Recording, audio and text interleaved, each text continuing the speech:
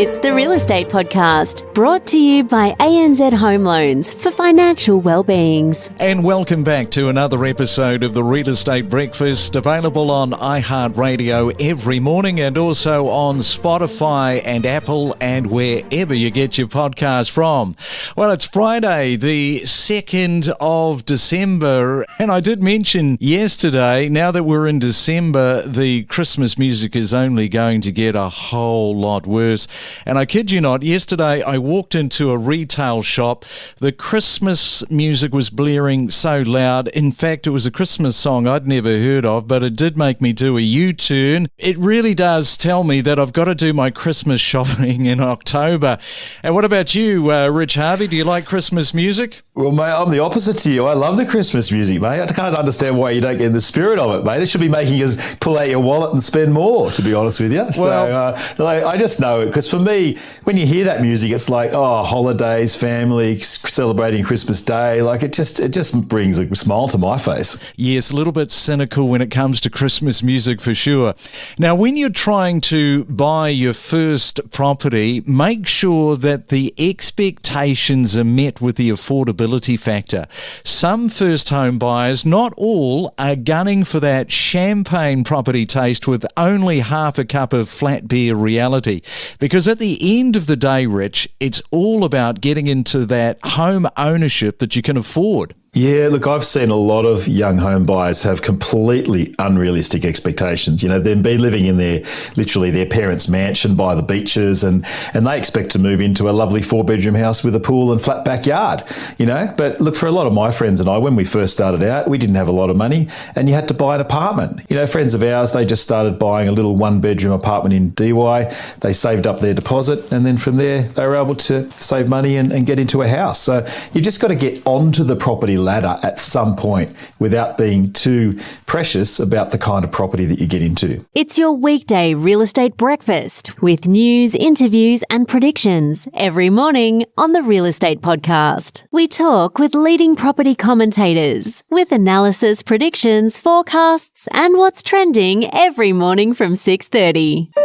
It's the Main Centre Forecast with PRD, selling smarter every day. It's a Friday, so let's check on your weather around the country. First, we go to Sydney, expecting a possible shower today, a high of 23 degrees.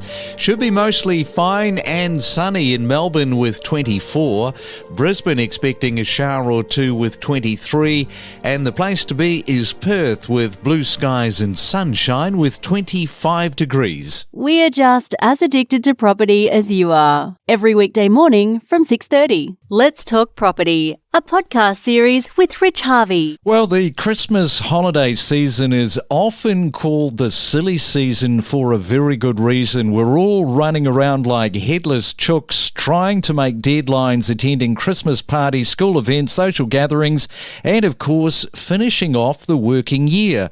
So the thought of buying a property is often pushed into the too hard basket, yet some buyers advocates believe that December can deliver some of the best buying conditions of the year. So to find out what's going on behind the scenes during the weeks leading up to Christmas, which is where we are right now in the real estate market, Rich Harvey is joining me. A very good morning, Rich. Why do you think December is a good month to consider buying a property compared to other times in the year? Yeah, Craig, December is no doubt a really busy month. I mean, I know I'm preparing for finishing off all my work here and my team. I've got a whole bunch of parties and events, and I know other people with school kids have got all those end-of-year Christmas parties to attend. And, you know, it's quite funny. We all tend to work quite well to the deadline of a holiday. Why is December a good month to buy? The answer is simply that both buyers and sellers are much more motivated to transact before the Christmas Day deadline. The vendors, they're motivated by a thing called certainty. They want to know that they've been able to sell their property for a specific price. On the flip side of that, the buyers, It's all about their goals. It's about their directions. They're keen to lock in their next home or an investment property and move ahead with their plans. So if I had to summarize, I guess, the key points on why December is a great month to buy property, it's simply that vendors are more motivated to sell. There's actually less competition around from other buyers because they're going to be off at Christmas parties and distracted by other things. The agents, they're keen to wrap up their last sale of the year. And there's this sense of urgency for both buyer and seller. And finally, it's also a time when you sort of reflect on your life and going, you know what, I actually want to make it happen. Yeah, no, that's all very, very true. And I think the whole wind down aspect of what you're saying is very, very relevant. So if we turn that around to you, what has been your experience of buying properties in December? I've had fantastic success in buying properties, both for myself and for my clients in December. The house that I'm currently living in, I purchased 3 days before Christmas many years ago, and we got it for an excellent price. I'd found the perfect location. I remember walking through the front door and walked out the backyard. I rang my wife and said, I found the one. Paid the deposit, exchanged the contract, shook hands with the agent, and he said, congratulations, welcome to the neighbourhood. And that was such a good feeling. Look, for our clients, we've had some really good results, even in the past week, like heading into December. We just exchanged on a property this week in Bayview for $2.8 million. Lovely 4-bedroom house, walking distance to the water, beautiful yard and pool in the backyard, easily worth over $3 million. My top buyer's agent, Matt, in the Northern Beaches, negotiated $200,000 off. Took 2 weeks to get there, but again, that Christmas deadline was coming. No other buyers in the mix, so they said, "Yeah, we'll take the offer." We've just exchanged on another 3 properties in Brisbane this week. Mid-6s, 675, 692, some great investment properties delivering around a 5% yield. And I just closed on a deal myself last week as well. A beautiful 3-bedroom townhouse in North Sydney. I appraised it at $3 million and I got it for $285. So again, saved my client $150,000 on a beautifully located townhouse, all renovated, huge double garage, 9 metres by 6 metres. And client is over the moon. So it just goes to show that buying in December into that Christmas deadline can really work. All right, and that kind of leads me into this next question. What are the market conditions like right now in December? Well, as we head into December right now, there's mixed conditions, Craig. So let me give you a couple of stats just on what's happening around the country really quickly. There's still plenty of pent-up demand from buyers and from vendors that weren't able to transact over the last 2 years. But the good news for buyers is that prices have come down. If we look at the official figures, and I'll just quickly run through the quarterly changes, Sydney is down 4.5%, Melbourne is down 2.8%, Brisbane is down 5%, Adelaide 0.9%, and Perth 0.6%. So all of the sort of capital cities are turning. What we call the pace of price decline is changing.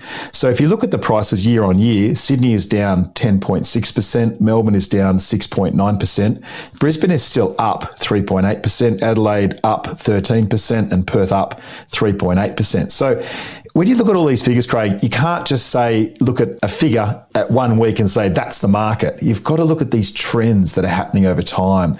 So that's why it's really important to look at it. Craig, the challenging news for buyers is that there won't be many new listings coming on the market until at least the middle of January. If anyone's selling their property, they would have started the campaign last week because the final auctions will generally be on the 17th of December.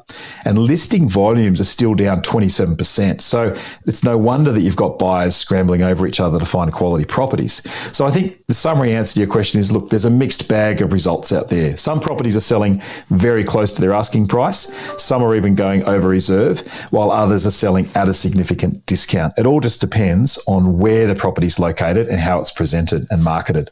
And if people are thinking about buying at this time of the year, and particularly across the break, they might not necessarily know just how active and open the market is over the entire holiday period. Yeah, look, the market does shut down for a period of time. It takes a pause for breath at the end of the year. From around the last week of December, so a couple of days before Christmas, through to about the middle of January, we tend to find there's very few transactions take place in the market. You know, the agents are on holidays, solicitors on holidays, finance brokers take a break, and all the key people involved with the transactions are taking a well-earned rest and switching off the phone. The smart selling agents out there, though, they're going to be getting their new listings online design very early, like even the last week of December, they'll go live, but they won't actually have a physical open home until about the second week of January. And then we tend to find that the first auctions are scheduled for the weekend after the Australia Day holiday. And look, we close our office down for around 2 weeks, but we have a skeleton staff available to deal with any inquiries. We find often that quite a few expats come home during the holidays and want to have a chat about their plans, and we can actually get them through a couple of properties off market that we've got. So we do quite a lot of off-market transactions during this holiday season, but the buyers will be struggling to really find many open homes to attend during that time. Okay, and having a little look at the forward projection, what is your take on the outlook for the beginning of 2023 for the property market? I think, you heard it from me, I think the bottom of the market is most likely to occur around the time that interest rates peak, or just after that time period. So that's probably going to be in the first half of 2023. Louis Christopher, who's the Managing Director of SQM Research, just released their forecasts a couple of days ago, and they are actually saying, surprisingly, that we're going to see single-digit increases in property prices in 2023 under his base case assumptions. Like any good economist has got assumptions. So they reckon that Sydney's going to lead the charge, and we'll see prices return or rise by between 5% and 9%. And then Brisbane, Melbourne and Adelaide will also see price increases of between 1% to 5%, and Perth 4% to 8%. So all positive territory as we see interest rates peak. Inflation falls and unemployment stays below 5%. They're the key assumptions. We think that the property market will move beyond the trough, or beyond that bottom period, and will get into what we call recovery phase during 2023. And there's a huge wave of migrants. I keep talking about this, Craig, this wave of migrants that's coming that is also going to pump up demand and really push the property market into the stabilisation and the next growth phase. Yeah, there's going to be a lot too coming over the Christmas, New Year period into the country. So right now, what advice would you have for anybody that is listening to the podcast thinking about buying a property at this late stage of the year? And here we are, of course, on the 2nd of December. Look, Craig, if anyone wants to buy a property, I would say if you've found the right one, do it. You're not rushing it, but if there's an opportunity, why not take it? For a lot of people, putting property shopping on the Christmas list is just like a stretch too far. But on the flip side, the rewards are significant. You get your weekends back. You can stop searching the internet. You can stop ringing agents. You can stop running between inspections. You can stop working out what to pay. You can stop negotiating with agents and go to auctions. So if you're serious about it and you find the right opportunity, there's no time like the present. But you can't just think about it. You've actually got to take action. You've got to get your finance in place. You've got to get out there, physically visit the property, work out what it's worth, start making the offers. And if all of that sounds too daunting, then your listeners can engage us as propertybuyer.com.au to go out there and do the full search. Or the other option we've got, if you've found a property, we can offer a simple appraise and negotiate only service. And we're finding quite a few people are taking us up on that offer, where we go and do the inspection, give you a report, tell you what it's worth, and then we step in and negotiate the best possible price. And we find we're getting great results because we're that buffer between the buyer and the agent and getting a great result. So if you're thinking about it, well, if you say a goal without a deadline is just a dream. So if you want to make something happen, you've actually got to execute. This is so true, yeah. Let's execute it. All right, Rich Harvey, I'll let you go. I know that you've got a very busy Friday morning listening to all that Christmas music. Enjoy your Friday. We'll catch you back next week. Jingle bells, mate. Thank you so much. Bye for now. We connect you to the best real estate information across Australia. The Real Estate Podcast.